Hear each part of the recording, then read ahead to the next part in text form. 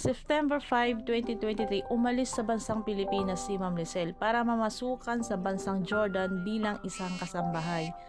Pero sa kasamaang palad, isang buwan pa lang si Ma'am Lizelle ay hindi na maganda ang trato ng kanyang employer. September 20, 2023, nagpaalam muna si Ma'am Lizelle sa kanyang employer na magpahinga dahil hindi niya kayang magtrabaho.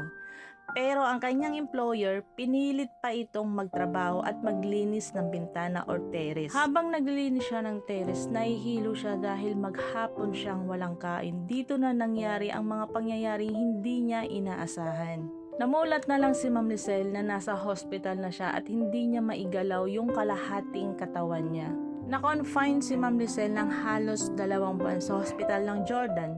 Nilapit ito sa amin ng isang counselor ng Herona Tarlac, kaya agad-agad namin itong inasikaso at nireport sa DMW or OWA, kaya mabilis itong nakauwi. Nakauwi siya noong December 10. Pagdating ng Ninoy International Airport Terminal 1, sinundo naman siya ng OWA at hinatid sa kanilang bahay sa Herona Tarlac. Pero walang binigay na tulong or cash assistance para sa kanya. Ang advice ng mga staff ng OWA, pumunta sa OWA Region 3 para mag-file ng cash assistance. Pagkadating ni Ma'am Lizelle sa Pilipinas, namahinga siya ng ilang araw at agad-agad namin siyang sinamahan sa OWA Region 3. Hiniram namin ang ambulance ng Salapungan Herona Tarlac.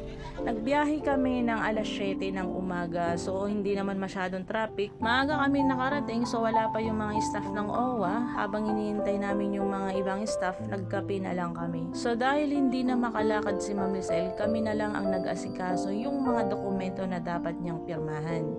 Dito namin napag-alaman na hindi pala binayaran ng agency yung kanyang OWA membership.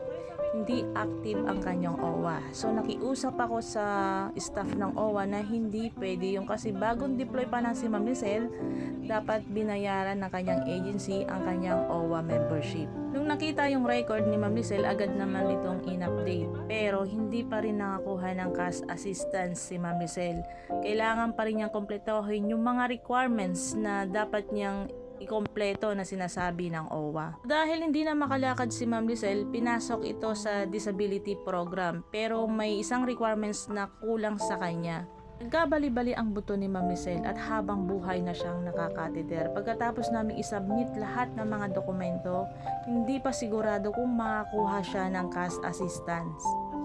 Makamagpwento yan. Yung sinanay nagagalit oh.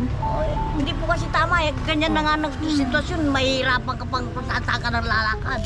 Pagkaraan ng ilang araw, sinamahan ko ang pamilya ni Ma'am Lizelle na humingi ng tulong kay Mayor Eloy Eclar. Hindi naman kami nabigo, binigyan kami ng financial para merong gagastusin sa mga pangangailangan ni Ma'am Lizelle.